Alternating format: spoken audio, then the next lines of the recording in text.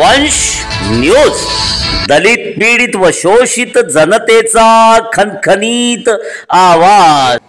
Madam, वंश news मध्ये आपलं हार्दिक स्वागत आहे। आता नुकत्याच झालेल्या विधानसभा निवडणुकीचा निकाल आणि त्या निकालाच्या दृष्टिकोनातून आपण आपल्या काय भावना व्यक्त करणार, नेमका तुम्हाला हा निकाल कसा वाटतो? नमस्कार, मी कुंदा राऊत, नागपूर जिल्हा परिषद उपाध्यक्ष तथा महिला ग्रामीण काँग्रेस कमिटी अध्यक्ष। मी सर्वात प्रथम सर्वांना संविधान दिवसाच्या खूप खूप शुभेच्छा देते। भाऊ, तुम्ही जो प्रश्न विचारला की या निकालावर, हा निकाल जो आहे याच्यावर विश्वास न बसणारा निकाल आहे।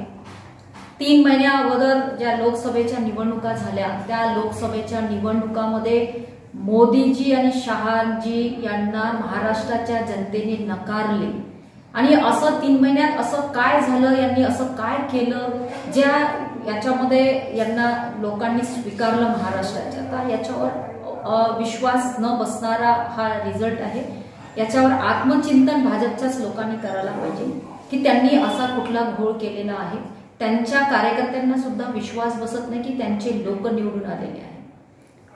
काँग्रेस पक्षाचे नेते, विरोधी पक्षनेते म्हणून होते विजय वडेट्टीवार यांनी म्हटलं की हा विजय ईव्हीएमचा विजय आहे, भाजप महायुतीचा नाही। नक्कीच ईव्हीएमचाच विजय आहे, कारण की एवढा चमत्कार त्यांनी जर 3 महिन्यामध्ये करून दाखवला तर हे ईव्हीएमच करू शकते। बाकी दुसरं भाजपच्या कडे हा महाराष्ट्राचा लोकांचा जनतेचा कल नाही आहे। आज शेतकऱ्यांच्या शेतीच्या मालाला भाव नाही आहे, महागाई किती वाढलेली आहे, इलेक्ट्रिक बिलं किती वाढलेले आहे, पेट्रोल किती वाढलेलं आहे, याच्यावर त्यांनी असं कुठलाही तोडगा काढलेला नाही आहे। बेरोजगारी वाढलेली आहे आणि अचानक लोक त्यांना असं कसं मतदान देऊ शकतात? हे ईव्हीएमच आहे की त्याच्यामुळेच ते जिंकू शकले। त्यांनी 3 दिवसा अगोदर, आज संविधान दिवस आहे, त्यांनी 3 दिवसा अगोदर महाराष्ट्रामध्ये जे रिझल्ट लागले त्यांनी संविधानाची हत्या केली, लोकशाहीची हत्या केली आणि ईव्हीएमच्या द्वारे ते निवडून आलेले आहे। हा माझा स्पष्ट आरोप आहे। भाजपचे प्रदेशाध्यक्ष चंद्रशेखर बावनकुळे म्हणाले की सावनेरच्या केदारांना मस्ती आली होती, ती मस्ती देशमुखांनी जिरवली। तुम्ही याकडे कसं बघता? मस्ती कोणाला आली होती हे महाराष्ट्राच्या जनतेने, नागपूरच्या जनतेने बघितलेले आहे। त्यांनी ते ईव्हीएम साईडनं करून आज सावनेर विधानसभेचं चंद्रशेखर बावनकुळे साहेबांनी कोणतंही एक गाव निवडावं आणि त्या एका गावामध्ये बॅलेट पेपरवर एक निवडणूक घेऊन दाखवावं आता, आणि मग त्याच्यानंतर कळेल की तिथे मस्ती कोण कोणाची उतरवली। कामठी विधानसभेमध्ये एक बूथ आहे 231, ज्या बूथवर बावनकुळे, सुरेश भोयर आणि इतर कोणत्याही उमेदवाराला एकही वोट मिळालेलं नाहीये, 0-0 आहे आकडे। तर याकडे तुम्ही कसं बघता? याच्यावरून कळतात ना की मशीन कशा पद्धतीने सेट केली। तिथे शायद चिन्ह सेट करणं विसरले असेल। 231 मसाळ्याचं जे तुम्ही सांगत आहे, 231 बूथचं, तिथे शायद त्यांनी चिन्ह सेट करणं विसरले असेल आणि हेच तिथे 0-0 कोणत्याच पक्षाला मतदान मिळालं नाही त्या मशीनवर, तरी रिझल्ट लावला।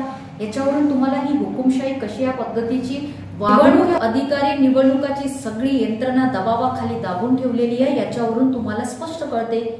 पुढे भविष्यामध्ये काँग्रेस पक्षाच्या वतीने काही आंदोलन ईव्हीएमच्या विरुद्ध पुकारले जाऊ शकते का? आमचे राष्ट्रीय नेते राहुलजी गांधी यांचा निर्णय नक्कीच घेतील आणि जनतेच्या हितासाठी काँग्रेस पक्ष आतापर्यंत लढत आलाय आणि सामोरही लढेल। राहिला आमच्या नागपूर जिल्ह्याचे आमचे नेते सुनील केदार साहेब, हे सत्तेचे भुकेले नाही आहे भाजपच्या लोकांसारखे। जरी त्यांचा पराभव झाला असेल, पराभव हा जनतेने सुनील केदार साहेबांचा पराभव केलेला नाही आहे, तर भाजपच्या कारस्थान ईव्हीएम मशीननी केलेला पराभव आहे। ते नागपूर जिल्ह्याच्या जनतेला मान्य नाही आहे। ते नागपूर जिल्ह्याचे नेते आहे काँग्रेस पक्षाचे, ते लोकांच्या हितासाठी लढत होते आणि सामोरही लढेल। विजयाची रॅली आशिष देशमुखांची ज्या सावनेरमध्ये निघली, त्यांच्या विजयाच्या रॅलीमध्ये जेवढे लोक नव्हते त्याच्यापेक्षा डबल लोक सुनील केदार साहेबांचा पराजय झाल्यावर त्यांच्या घरी होते। इतके लोक नागपूर जिल्ह्यातले, सावनेर विधानसभेचेच नाही तर नागपूर जिल्ह्याचे लोक इतके रडले, असं नेतृत्व सुनील केदार साहेबांचं आहे, ज्या नेत्यांसाठी अख्खा नागपूर जिल्हा रडत आहे। भाजपचे कार्यकर्ते सुद्धा धक्क्या आवाजामध्ये सुनील केदार साहेबांच्या बद्दल सहानुभूती दाखवत आहे। याच्यावरून कळते की सुनील केदार साहेबांचं नेतृत्व नागपूर जिल्ह्याच्या जनतेसाठी किती महत्त्वाचं होतं। आमचा व्हिडिओ जास्तीत जास्त लाईक करा, शेअर करा आणि आमचे YouTube चॅनल सबस्क्राईब करा. धन्यवाद.